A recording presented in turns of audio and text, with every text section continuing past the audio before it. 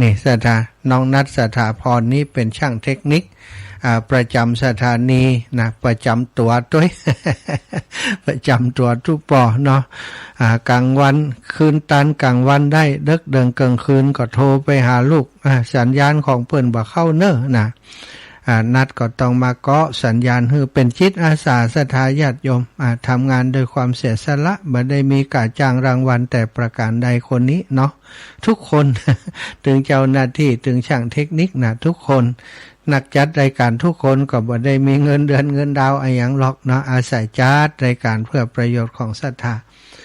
พบปะกันในค่ำคืนนี้นะก็วันนี้ก็เป็นวันโกนนะวันโกนวันที่28นี้วันโกนวันพรุ่งนี้ก็วันพระศรัทธาญาติโยมวันพรุ่งนี้วันพระวันนี้ศรัทธาก็เตรียมสำรับกับข้าวปลาอาหารข้าวน้ำโภชนาอาหารที่จะเอาไปทานในวันพรุ่งนี้นะซึ่งเป็นวันเข้าพรรษาของเจ้าบ้านนะวันอาสาฬหปูชาศรัทธาก็จะได้ไปทำบุญทำทานที่วัดของเฮาวัดไกลบ้านวัดที่เฮาทำบุญอยู่เป็นประจำปู่ตาน้าลุงพ่อแม่ได้พาเฮาท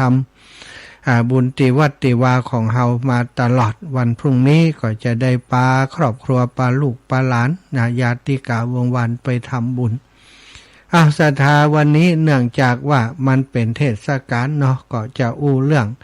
ของเกี่ยวกับวันเข้าพรรษานี่แหละเนาะก็อู้ทุกปีนะก็จะอู้แหมเนื่องจากว่าปีก่อนคนที่ฟังนั้นนะก็มันอาจจะลืมไปแล้ว แล้วบางคนอาจจะบ่ได้ฟังเรื่องนี้กำเตือก็เล่าย้อนไปแหมเนาะครูบาอาจารย์หลายรูปหลายองค์เข้ารายการก็อู้เรื่องวันเข้าพรรษากันแต่ละประเด็นแต่ละมุมมองก็ว่ากันไปเนาะเพื่อจะตอกย้ำตักเตือนเตือนจิตสะกิดใจให้ศรัทธาได้ระลึกถึงความสำคัญของวันเข้าพรรษาวันเข้าพรรษาก็ถือว่าเป็นวันสำคัญในพระพุทธศาสนาวันหนึ่งที่พระสงฆ์เถรวาทจะอธิษฐานว่าจะพักจำพรรษาอยู่ณที่ใดที่หนึ่งตลอดเวลาฤดูฝนที่มีกำหนดระยะเวลานะมีระยะเวลาตลอดฤดูฝนก็คือ3 เดือนศรัทธาตามที่พระวินัยบัญญัติไว้โดยบ่ไปข้างแรมที่อื่นคือตั้งแต่แรม1 ค่ำเดือน8บรรเฮาก็เดือน10เนาะถึงวันขึ้น15 ค่ำเดือน11โดยวันเข้าพรรษา2569นี้ก็ตรงกับวันที่30กรกฎาคม2569นี่การเข้าพรรษาเป็นช่วงเวลาที่พระสงฆ์พระสงฆ์องค์สังฆเจ้าจะได้มีโอกาสศึกษาพระธรรมวินัยและปฏิบัติอย่างเต็มที่ศรัทธาในการสวดมนต์ในการเจริญสมาธิและก็ศึกษาพระปริยัติธรรมนักธรรมตรีนักธรรมโทนักธรรมเอกหรือว่าศึกษาบาลีภาษาบาลีซึ่งเป็นภาษาที่ใช้ในการจดจานพระไตรปิฎกพระพุทธเจ้าได้แสดงธรรมเป็นภาษาบาลีภาษามคธศรัทธา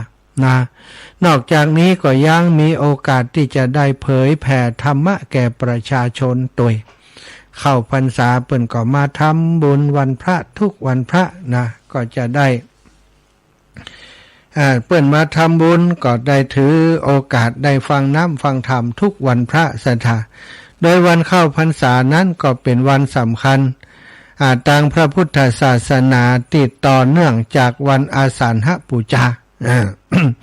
อาสาฬหปูชาก็วันพุธแล้ววันขึ้น15 ค่ำเดือน8หรือว่าเดือน10เหนือนี่ซึ่งพระพุทธศาสนิกชนชาวไทยทั้งมหากษัตริย์เจ้าและก็คนทั่วไปได้สืบทอดประเพณีปฏิบัติการทำบุญในวันเข้าพรรษา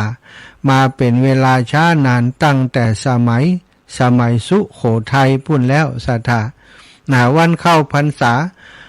ก็มีประวัติมาติไปเมื่อครั้งที่พระพุทธเจ้าของเฮาประทับอยู่ ณเวฬุวันมหาวิหารเมืองราชคฤห์พอถึงฤดูฝนภิกษุส่วนใหญ่ก็อยู่ประจำที่เช่นเดียวกับนักบวชนอกศาสนาที่มักถือเป็นประเพณีปฏิบัติอยู่จำพรรษามาตั้งแต่ก่อนพุทธกาลแล้วปรากฏว่าก็ยังมีภิกษุกลุ่มหนึ่งเรียกว่ากลุ่มพระชัพพคีปาบริวารจำนวนปันป่ายก็ปัน500 คนเที่ยวจาริกไปตามที่ต่างๆเนื่องจากตอนต้นพุทธกาลยังบ่มีพุทธานุญาตให้ภิกษุอยู่จำพรรษาให้จำพรรษาเป็นบัญญัติอย่างเตื้อยังบ่มีข้อบัญญัติเตื้อทำให้ชาวบ้านที่หันเหตุการณ์อย่างนั้นก็ปากันติเตียนถึงการจาริกของภิกษุทั้งหลายเพราะไปเหยียบเข้ากลานในนาของชาวบ้านที่เปิ่นทำนาเกิดความเสียหายหย่ำคณะแล้วเป็ดไปมีสถานน้ำมันก็ น้ำมันบ่ได้ขังในนาเปิ่นปั้นคณะใหม่มาภิกษุสงฆ์ปั้นไปเตี้ยวไต่ไปหย่ำเข้ากายหย่ำคณะเปิ่นไปมีแหลวไปละเมื่อหู้ถึงหูพระพุทธเจ้าจึงทรงรับสั่งให้ประชุมสงฆ์ตัดถามว่าเรื่องที่เจ้าบ้านมาร้องเรียนนั่นว่าเธอตั้งหลายไปเหยียบย่ำเข้ากาเปิ่นหรือเดินคันนาเปิ่นจนพังหรือตัดถามก็หู้ความจริงว่าเป็นเช่นนั้นพระเจ้าค่ะพระองค์จึงได้ทรงบัญญัติให้ภิกษุอยู่จำพรรษาเป็นเวลา3 เดือนในช่วงฤดูฝนนี่ก็โดยเหตุผลว่ามันไปย่ำเข้ากาเปิ่นสร้างความเดือดร้อนเนาะสถาแล้วก็อีกอย่างหนึ่งก็ต้องการว่า3 เดือนนี้ให้ได้ปั่มเปงให้ได้ปฏิบัติงดการจาริกก่อนอยู่ที่ใดที่หนึ่งปฏิบัติธรรมให้มันเกิดมรรคผลหรือว่ามันสำเร็จอรหันต์แล้วก็ตามก็อยู่เพื่อเป็นเนื้อนาบุญให้ศรัทธาที่ใดที่หนึ่งตลอด3 เดือนนั้นสถานที่ใดที่หนึ่งได้ตลอด3 เดือนได้พระองค์อนุญาตการอยู่หรือว่าการจำพรรษาเนี่ยสถานที่ใดที่หนึ่งตลอด3 เดือนแก่พระภิกษุสงฆ์นั้นมีเหตุผลเพื่อให้พระสงฆ์ได้หยุดพักการจาริกเพื่อการเผยแผ่ศาสนาไปตามสถานที่ต่างๆก่อนซึ่งจะเป็นไปด้วยความยากลำบากในช่วงฤดูฝนผ้าฝนตกก็เปียกเนาะสถานน้ำท่วมน้ำน้องผ้าเปียกหมดผ้าชุดเดียวล่ะมันเปียกก็อยู่อย่างได้นี่เพื่อป้องกันความเสียหายจากการเดินทางตัวในการเหยียบย่ำธัญพืชของชาวบ้านที่ปลูกลงในแปลงนาในฤดูฝนและโดยเฉพาะอย่างยิ่งช่วงเวลาจำพรรษาตลอด3 เดือนนั้นเป็นช่วงเวลาและโอกาสสำคัญในรอบปีที่พระสงฆ์จะได้มาอยู่ร่วมกันอยู่จำพรรษาร่วมกันในอาวาสอารามหรือสถานที่แห่งใดแห่งหนึ่งเพื่อร่วมกันศึกษาพระธรรมวินัยพระสงฆ์ที่มีความรู้ก็ได้แลกเปลี่ยนประสบการณ์และก็ที่สำคัญสร้างความสมัครสมานสามัคคีในหมู่ในคณะที่อยู่ด้วยกันในวันเข้าพรรษาและช่วงฤดูกาลตลอดทั้ง3 เดือนพุทธศาสนิกชนโดยเฉพาะชาวไทยของเฮาพี่น้องทุกคนทุกท่านถือเป็นโอกาสที่ดีที่จะได้บำเพ็ญกุศลโดยการเข้าวัดทำบุญใส่บาตรฟังธรรมฟังเทศน์ซึ่งสิ่งที่พิเศษจากวันสำคัญอื่นๆก็คือมีการในช่วงเข้าพรรษานั่นมีการถวายเทียนพรรษามีการหล่อเทียนพรรษาถวายผ้าอาบน้ำฝนผ้าอาบน้ำฝนเรียกว่าผ้าวัสสิกสาดกแก่ภิกษุสงฆ์ตยเพื่อสำหรับให้พระสงฆ์ได้ใจสำหรับการอยู่จำพรรษาในอดีตชายไทยในพุทธศาสนิกชนเมื่ออายุครบ20 ปีจะนิยมถือการบรรพชาอุปสมบทเป็นภิกษุสงฆ์อยู่จำพรรษาตลอด3 เดือน โดยพุทธศาสนิกชนไทยจะเรียกการบรรพชาอุปสมบทเพื่อจำพรรษาตลอดการวสาว่าบวชเอาพรรษาบวชเอาวสาเอาวสาก็เอา3 เดือน อย่างใดก็ดีหนังสือวันเข้าพรรษาที่จัดพิมพ์โดยสำนักงานคณะกรรมการวัฒนธรรมแห่งชาติกระทรวงวัฒนธรรมได้กล่าวไว้ว่าในกรณีที่มีกิจจำเป็นเข้าวสาแล้วถ้ามีกิจจำเป็นพระพุทธเจ้าก็ได้ประทานอนุญาตแก่ภิกษุที่จะไปค้างคืนติดอื่นไปได้คราวละบ่เกิน7 วันสตาโดยบัดถือว่าอาบัติเรียกว่าเหตุพิเศษที่จะต้องไปเรียกว่าสัตตาหกรณียกิจซึ่งมีอยู่4 ประการสัตตาหะใด4 ประการคือ 1. มีเปื้อนภิกษุหรือว่าสหธรรมิกนี่ผู้มีธรรมร่วมกันนี่แหละนะทั้ง5ก็คือภิกษุภิกษุณีสิกขมานาที่กำลังศึกษาสามเณรีผู้มีศีลผู้มีอายุ18 ปีและอีก2 ปีจะครบบวชเป็นภิกษุณีเรียกว่าสามเณรีสามเณรสามเณรีหรือว่าบิดามารดาป่วยไปเพื่อพยาบาลนี่อันนี้ได้ข้อที่2ไปเพื่อยับยั้งเปื่อนสหธรรมิกที่มีปัญหาอยากกระสันอยากจะซึกเพื่อจะบ่ฮื้อซึกไปปลอบประโลมไปให้กำลังใจว่าโอ้กำลังเข้าวสาอยู่ท่านปฏิบัติธรรมไปก่อนหรือว่าโน้มน้าวโดยประการใดก็แล้วแต่ทำให้ท่านมีความศรัทธาที่จะอยู่ต่อปฏิบัติธรรมเพื่อจะบรรลุมรรคผลนิพพานไปเพื่อจะยับยั้งบ่ฮื้อซึกนี่ศรัทธา ก็สามารถไปได้ข้อที่3ไปเพื่อกิจของสงฆ์เช่นไปหาอุปกรณ์มาซ่อมกุฏิวิหารที่ชำรุดทรุดโทรมอันนี้ถือว่าบ่มีปัญหาไปได้4. ไปเพื่อฉลองศรัทธาทายกที่เขาส่งตัวแทนมานิมนต์ไปร่วมบำเพ็ญบุญในที่ห่างไกลที่อาจจะต้องนอนค้างอ่างแรมระหว่างเดินทางและระหว่างไปทำหน้าที่นั้นอันนี้ก็ถือว่าไปได้4 อย่างด้วยกัน4 ประการนี้สัทธาต้องสัตตาหะไปสัตตาหะกรณียกิจไปครั้งละ7 วันสัตตะนี่สัตตาหะนี่ไปได้7 วันนอกจากนั้นวันเข้าพรรษายังยกเว้นสำหรับพระภิกษุที่ประสบเหตุดังต่อไปนี้แม้จะเป็นระหว่างพรรษาก็สามารถหนีไปอยู่ที่อื่นหลีกไปที่อื่นได้โดยบ่ต้องอาบัติแต่จะขาดพรรษานับพรรษาบ่ได้ สัทธาขาดพรรษานะไปบ่อาบัติแต่ขาดพรรษาคือ 1. ถูกสัตว์ร้ายรบกวนหรือว่าเบียดเบียนถูกงูนั่นแหละรบกวนหรือว่าคบกัดถูกโจรมาเบียดเบียนมาปล้นทุบตีถูกปีศาจรบกวนปีศาจก็คือผีพูดปีศาจนี่ก็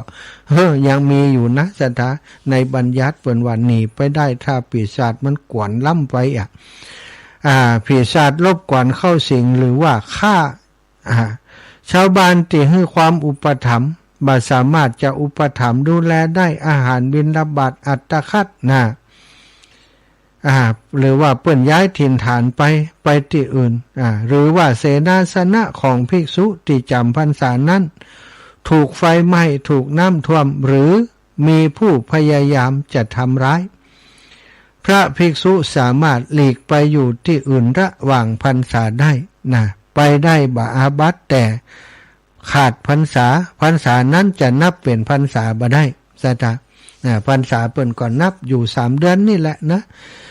ปีหนึ่งก็ได้จำพรรษา3 เดือนก่อนนับพรรษานับปีนับพรรษาได้แต่ว่าสมมุติว่าเฮาบ่ได้เข้าพรรษาปีนี้เฮาบ่เข้าพรรษานะบ่ได้อยู่จำพรรษาบ่ปฏิบัติตามนี้ก็จะไปนับพรรษาบ่ได้พรรษา1พรรษา2พรรษา3นับบ่ได้สัทธาวันเข้าวสารนอกจากจะเป็นช่วงที่พระภิกษุอยู่ประจำที่ดังกล่าวมาแล้วก็ยังก่อให้เกิดประเพณีสำคัญอีก2 ประการประเพณีนั้นก็คือ จะมีการถวายผ้าอาบน้ำฝนแล้วก็ประเพณีถวายเตียนแห่เตียนพรรษาถวายเตียนพรรษาประเพณีที่มีในวันเข้าพรรษามี2ประเพณีประเพณีถวายผ้าอาบน้ำฝนเกิดขึ้นก็โดยมีเรื่องเล่าว่าในสมัยพุทธกาลครั้งหนึ่งนางวิสาขามหาอุบาสิกาต้องการจะนิมนต์พระภิกษุไปฉันภัตตาหารที่บ้านจึงได้ให้หญิงรับใจไปที่นิมนต์พระที่วิหารเชตวันเพื่อนิมนต์มาฉันที่บ้านนางปรากฏว่านางทาสีลังไหลไปหันพระภิกษุเปลือยกายอาบน้ำฝนอยู่ก็กลับมารายงานด้วยความเข้าใจผิดคิดว่าบ่พบพระภิกษุเลยหันแต่พวกชีเปลือยอยู่เต็มวัดไปหมดอาบน้ำกันอยู่ว่าเปลือยตัวเปลือยกายอุ่นจุนอาบน้ำ นางพอมาได้ปิกไปบอกนางวิสาขานางวิสาขานี่เป็นผู้มีปัญญาหรอเนาะก็เข้าใจเลยว่าโอ้อันในวัดเนี่ยจะไปมีชีเปื่อยที่ไหนคงจะเป็นพระคุณเจ้าของเรานี่เองท่านคงจะอาบน้ำการฝนตกได้โอกาสน้ำหายากซะท่าฝนตกกับฝั่งอาบเลยล่ะเนาะคงจะพระคุณเจ้าของเราคงจะอาบน้ำฝนอยู่ดังนั้นนางจึงได้พอพระพุทธเจ้ามาฉันภัตตาหารนางก็ได้ขอพรกับพระองค์ว่าขอถวายผ้าอาบน้ำฝนแด่พระภิกษุนี้เป็นประจำเถิดเนื่องจากว่าเวลาฝนตกหน้าฝนนี้เปิ้นจะได้ใจอาบน้ำในที่โล่งแจ้งได้ว่าพระพุทธองค์ก็ได้ประทานพุทธานุญาตให้มีการถวายผ้าอาบน้ำฝนแด่พระภิกษุและภิกษุณีเป็นประจำเวลาเข้าพรรษาตั้งแต่นั้นมาจึงเกิดเป็นประเพณีที่ชาวพุทธปฏิบัติสืบกันมาจนทุกวันนี้และก็กล่าวกันว่าผู้ที่ถวายผ้าอาบน้ำฝนจะได้รับอานิสงส์เหมือนการถวายผ้าอื่นๆตามในที่พระพุทธเจ้าตรัสไว้คือทำให้เป็นผู้มีผิวพรรณผ่องใสเนี่ยถวายผ้าอาบน้ำฝนนะเป็นคนสวยคนงามบ่มีโรคภัยไข้เจ็บมีความสะอาดผ่องใสทั้งกายและใจ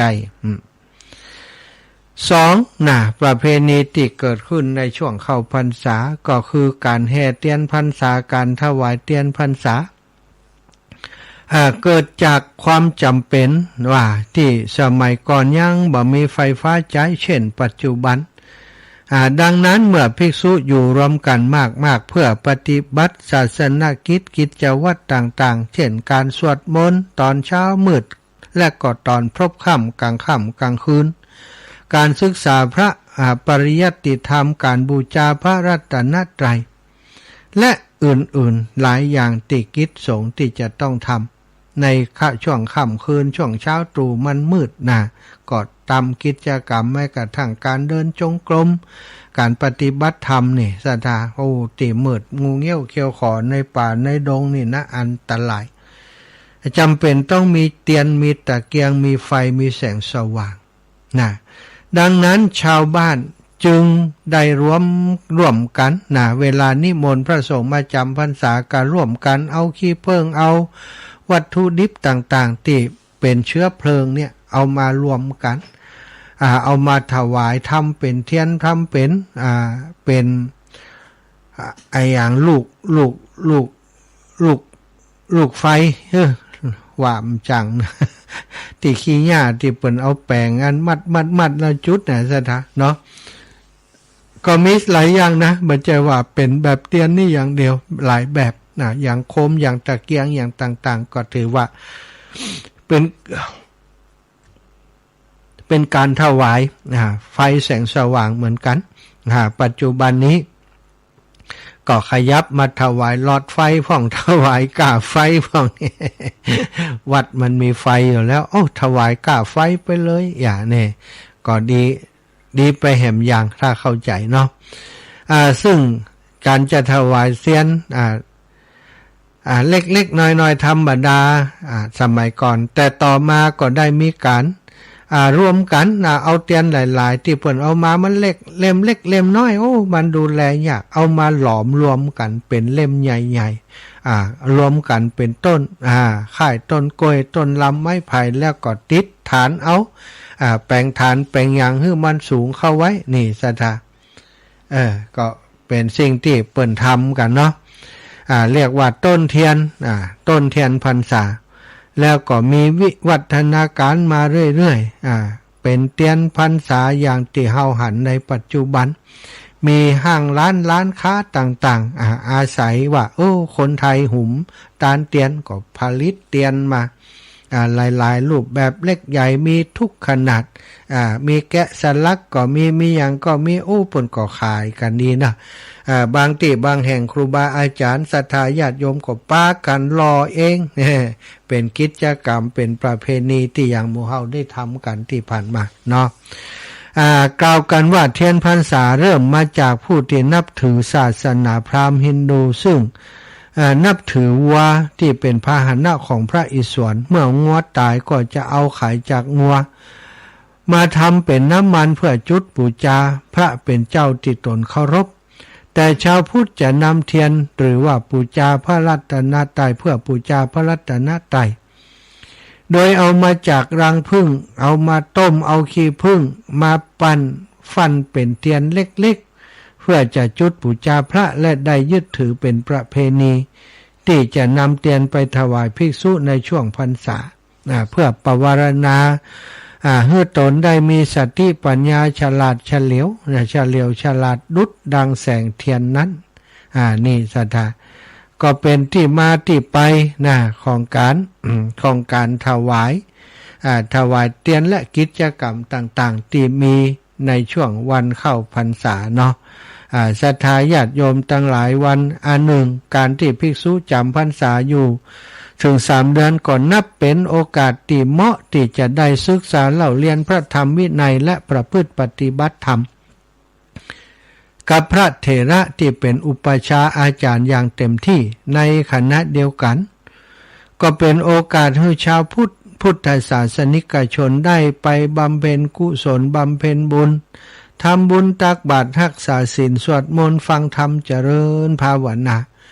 ตลอดจนไปศึกษาหาความรู้กับพระภิกษุ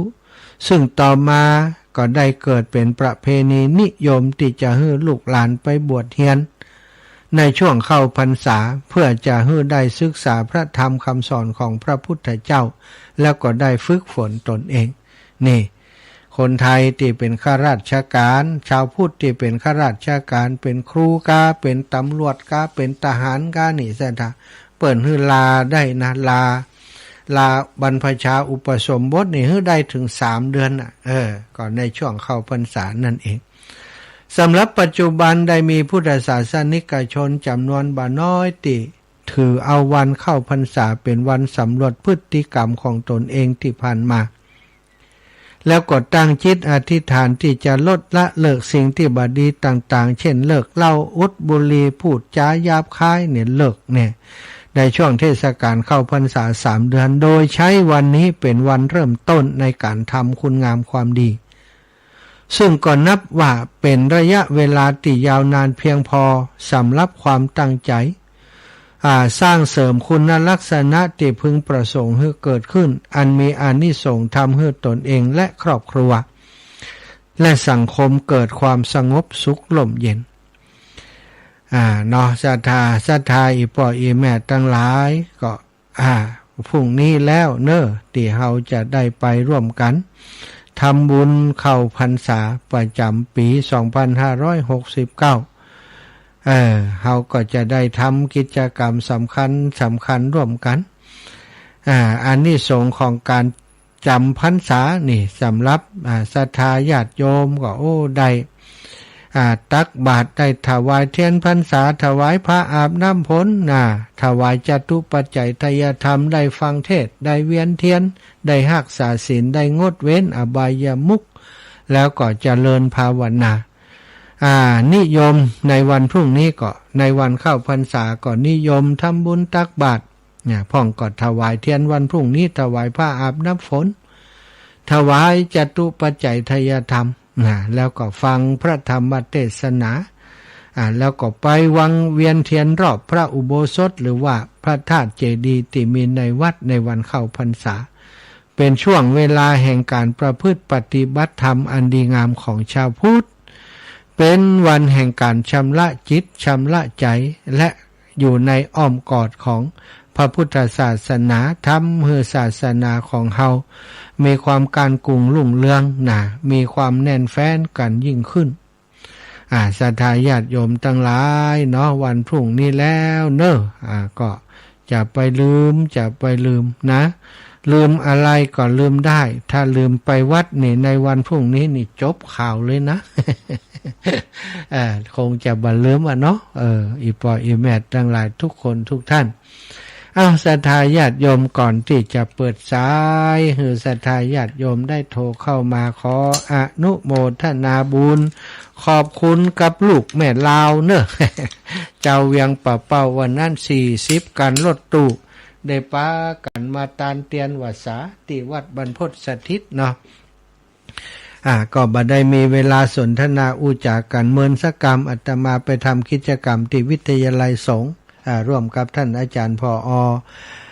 ท่านพระมหานพดลสุวรรณเมธีแต่ท่านอาจารย์กลับมาก่อนเนาะกลับมาฮับเตียนที่ศรัทธาญาติโยมเปิ่นมาตานนี่ก่อนก็อาตมาถึงก็พิธีเสร็จพอดีนะ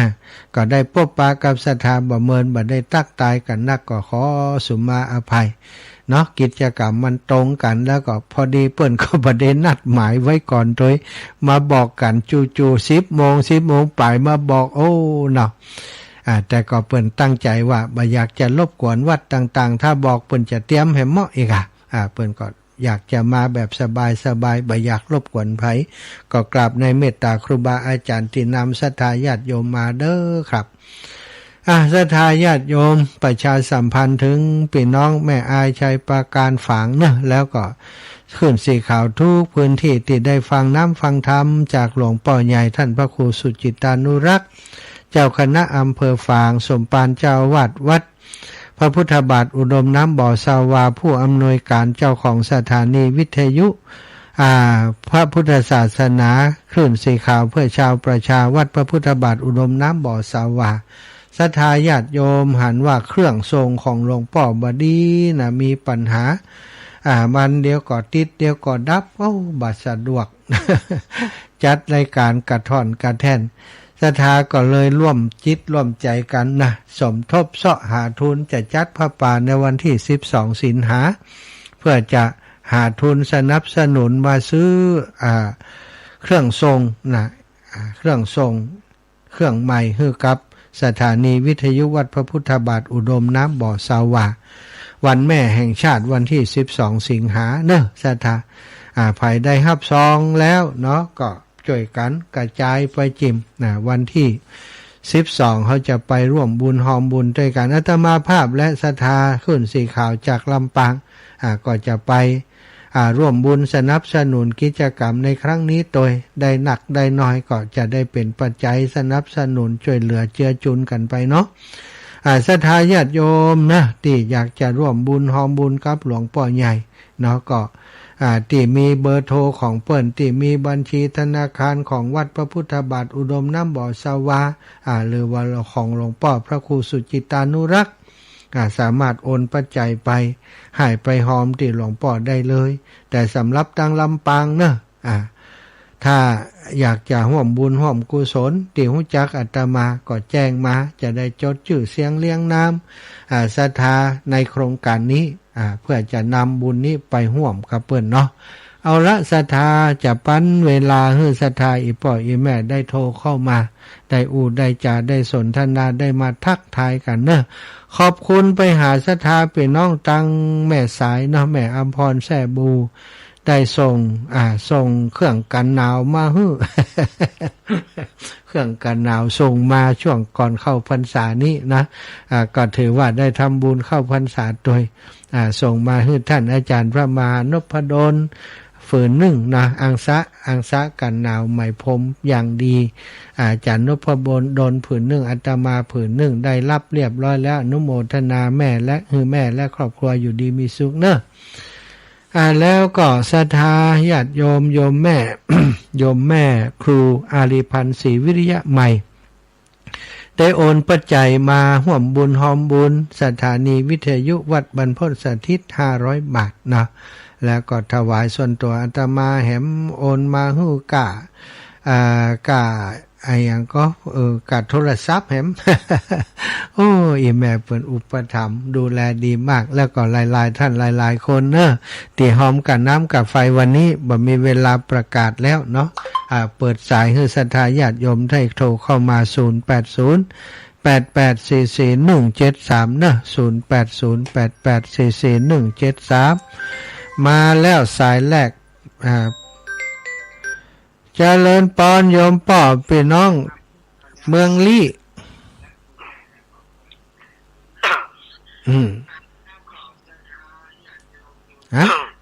ไอแล้วก็อู้แล้วครับเลินพร้อมครับเจริญพรแล้วสาธุไว้สาครับสาธุฟังอยู่นี่ฟังอยู่เนาะพี่น้องทุ่งหัวช่างเนาะลี่ครับลี่กับบ้านอย่างก็บ้านป่าพายครับบ้านป่าไผ่ลี่เพ่นเนาะครับอำเภอลี่ป่าไผ่ลี่นี่ฟังกันหลายเนาะสถานีวิทยุชุมชนฟังกันหลายชุมชนคนเมืองลี่ครับคนเมืองลี่ขอบคุณเจ้าของสถานีเด้อครับสาธุโยมป่ออยู่ดีมีสุขนะครับเป็นน้องเมืองลี่เป็นน้องเมืองลี่แม่สายเนาะแม่สายบ้านแพะหนอง5เมืองลี่แม่สายแม่สุกันทาแม่ลัดดาอะกะเรือนโอ้เมืองลี่นี่ฟังกันนักนะศรัทธาเมืองลี่บ้านหงลำปูนดอยหล่อจอมตองจอมตองก็ฟังกันเยอะจอมตองดอยหล่อสายใต้เปิ้นว่าสายใต้เนาะสันปะตองนี่เวียงตากการแม่วางบ้านหงแม่วางป่าซางโอ้เยอะเนาะศรัทธาญาติโยมพี่น้องต่างเมืองน่านรู้ได้ฟังอยู่ก็จ๊ะแม่สีแพรพี่พาวันนี้บ่ได้ไล่สดเธอแม่เนอะมัวเนี่ยการ มีเวลามาตั้งเครื่องไล่สดสักกรรมวันนี้นะพี่น้องต่างเมืองน่านเนาะคุณโยมธนกรดนุภา2 สามีภรรยาต่างเมืองน่านเนี่ยโอ้นี่มันคงเนอะฟังน้ำฟังธรรมเป็นประจำแต่ว่าบางเทื่อโทรมาก็บัดติดก็มีนะตอนนี้ว่างอยู่นะโทรบัดติดก็ว่ายังใดนี่แม่เหรียญตาคำมาบ้านสันหลวงเจริญปอนแม่เหรียญเจ้าแม่แม่จะหอมเป็นร้อยเนอะจะหอมเตียนพระบาทอุดมกะตีเดียวเนี่ยติ่มเดียวเนี่ยหอมกาบจะพาแขกไปนี่นะนี่เนี่ยหู้นะพาคนมันป้องเนาะไม่หอมเนาะเจ้าอีแม่อีแม่จะหอมหยังกาน้ำกาไฟกะกามหยังหอมที่ร้านว่าเดี๋ยวเนี่ยที่อันวัดพระบาทอุดมเนาะที่เปิ้นจะซื้อเครื่องเนาะโอเคแม่เหรียญ100สาธุนะเจ้าแม่เหรียญ100จ้ะเจริญปอนแม่ไรพงพิงพี่น้องเมืองเป้าขอบคุณที่เป็นยามเนอะโทรมาบอกไทยแม่โทรมาบอกก็โอ้แม่สบายดีเนาะสบายดีเจ้าอันตุลูกเจ้าอันไม่ได้ของเมืองฝางเมืองฝางวันที่12นี่แม่แล้วก็นั่นค่ะมอตุลูกว่ามันน่ะแล้วก็ปนกันเอาวันข้างมันก็ได้ไปไหนโอ้ยอันที่วัดตุลูกที่ตุลูกไปวันหน้าที่ว่าไปแหวะบ้านแม่เจ้าแม่แล้ววันนั้นลูกจะเอาป้าไปไม่ได้จะไปเมืองฝางนี่วันที่12นะแม่เจ้าแล้วก็พ่นยังบ่ไปเดือนนี้เนาะเจ้าแล้วเดี๋ยวแม่จะโอนจะแจ้งไปเจ้าไกลๆก่อนเนอะแม่เนอะเจ้าแม่ สาธุค่ะสาธุค่ะเอ้าสาธุแม่สุกแก้วสอนศรีนุสรณ์ เจ้ากลับไปสาเด้อยังมารับเด้อดาคอกดาครัวจะไปวัดไปวาวันพุกนะเจ้า ดีแล้วดีแล้ว เจนดี เอากระจังไปตัวเด้อ เจ้า เอากระจังไปวัด ท่านเสน่ห์กะหลงจบแล้วก็มาฟังท่านเสน่ห์มหานี่แถม เนี่ยชาเนมหาหน่อ เจ้า เออ เจ้าชัดเจนไปเลย ครับ เจ้ากลับไปสาเด้อเจ้า บุญฮักษา สาธุเด้อเจ้าเด้อได้ฟัง อ้าวขอบคุณได้ฟังน้ำฟังธรรมก็มีความสุขทุกวันทุกวันเนาะแม่สุกแก้วสอนศรีนุสรณ์ศรีลาพรศรีเตี้ยแม่ศรีแพรพิพาแม่บัวผินนะแม่บัวผินปอน้อยสมเพชรปอนันอันนั้นปอนันอันนั้นปอนั้นประเสริฐนะเมืองนั่นเจริญปอนแม่เฉลียวพี่น้องร้องนอดว่าจังใด เจ้าชัดเจนจะดีนะ วันนั้นมาได้เปิ้นกันน่ะ ไปไหนเจ้า ตานเตียนน่ะมากะ ไม่ได้ไปหยังเจ้าไปขึ้นลำไปไก่ไหนล่ำเดียวนี่ อ๋อเจ้าอีแม่ เจ้าวันนั้นที่เจ้าโอนตังค์ให้ทานแล้วนะ เจ้าอีแม่รับทราบแล้วจ้า เจ้า ขอบคุณแล้วก็อนุโมทนาบุญขออีแม่อยู่ดีมีสุขนะ เจ้า จ้าบุญฮักษาบุญฮักษา เจ้า เจริญปอนแม่สมบูรณ์วงแสนคนบ้านไหน เจ้าอันแม่ว่าไอ้ที่ว่าแม่เสื้อผ้าหาน้ำผลเขาไปการโดยพวกเขาก็ได้กันเนาะ โอ้ได้กะได้หมดได้หมดได้หมดการเวลาใดได้ แม่ว่าจะการในการเอาการให้อีป่ออีไหน ได้กะอีปอยเอาไปหนุ่งอาบน้ำให้กะ ฮะการเฮยปอกก็ไปเป็นข้าวทิพน้ำทิพเป็นผ้าเขาวม้าอยู่บนพุ่นน่ะตั้งบนมาอาบน้ำนะเทวดานี่มาอาบน้ำ แต่มันก็เป็นนางวิสาขา เจ้าสาธุเด้อ เจ้าจ้า เทวดานี่บ่มีกินตัวอย่างคนเฮาบ่อาบน้ำเจริญปอนแม่ก้อมใจคำ เจ้านมัสการท่าน เจ้า อันก่อนนางดามาได้รับกับเดียดาของดาขวาจะไปวัดอันฟู หลายกะเต็มที่กะตานกว่าเข้าเลยยัง ตานได้ยัง การละเจ้า อ๋อวันพุกนี่ก็ไปตักบาตรอย่างเดียวเนาะ เจ้าไปตักบาตรอย่างเดียวท่านหมูนั่นเรียบร้อยบ่เจ้า เรียบร้อยสบายเลยเนาะ เจ้า สาธุเด้อบุญรักษาอยู่ดีมีสุข ตาผูกก็ได้ใช้ทูดขาวหมดหรอก จัดทุคาบุญรักษาเด้อพี่น้องเมืองเงาแม่ก้อมใจคำนะความจริงฟังอยู่เยอะแต่ว่าบ่ค่อยโทรกันเนาะดีแล้วเนาะโทรผ่องบ่โทรผ่องปันกันไปคนที่โทรบ่โทรนี่ก็เพิ่นก็ฟังเยอะนะแต่มโทรมได้ต่างเมืองน่านนี่แน่ใจเมืองน่านดับปิ้งนี่กว่าว่าสัญญาณทางเมืองน่านจะดับ ที่ถามหาคนเมืองน่านติ๊กอยากฟังว่าเมืองน่านนี่เสียงดีก่อนนะพี่น้องบ้านสะเนียนพี่น้องบ้านอันใหม่เนาะบ้านใหม่บ้านใหม่หัวฝายอีจ้ะที่แม่สังเวียนเขานะแม่สังเวียนแม่นิตยาก็แม่นิตยาเนาะแม่นิตยาแม่สังเวียนระลึกถึงกันแม่ก็โทรมาวันนั้นก็มาให้มาหอมหลายอย่างเนาะต้องขอบคุณนะโยมแม่พี่น้องต่างเมืองน่านทุกคน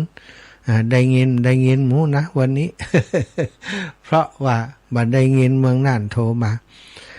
ทุกติดทุกแห่งเนี่ยขออำนวยอวยพรเวลาหมดเวลาแล้วอำนวยอวยพรศรัทธาญาติโยมทุกคนทุกท่านโยมพ่อโยมแม่ทั้งหลายที่ฟังรายการสารธรรมยามดึกตั้งแต่ชั่วโมงของท่านอาจารย์เสน่ห์กาลงแล้วก็มาชั่วโมงหลังที่อาตมาจัดเนาะขอบคุณทุกคนทุกท่านเป็นอย่างสูงขอให้รับดีฝันดีอยู่ดีมีสุขกันเนอะเจริญปอนแม่ย่าแม่ล่าอ่อน ไม่ยากไว้ชาลูก เจ้า แม่เป็นรักมันมอด แม่จะใส่บาตรหน้าบ้านนั้น เปาะเนาะไปเดินไกลไหวก็อยู่ใช้เต็มหน้าบ้านก็เปาะเจ็บหัวเข่าเนี่ย แต่ว่าไปซื้อยังลูกมาได้เลยแต่มันเจ็บเนี่ยก็บอกโหกินผิดยังมาได้เนี่ย โอ้นั่นนะ ความกิน จ้าบุญทักษาขอให้แม่ปันหอมปัญหาอยู่ดีมีสุขเนอะ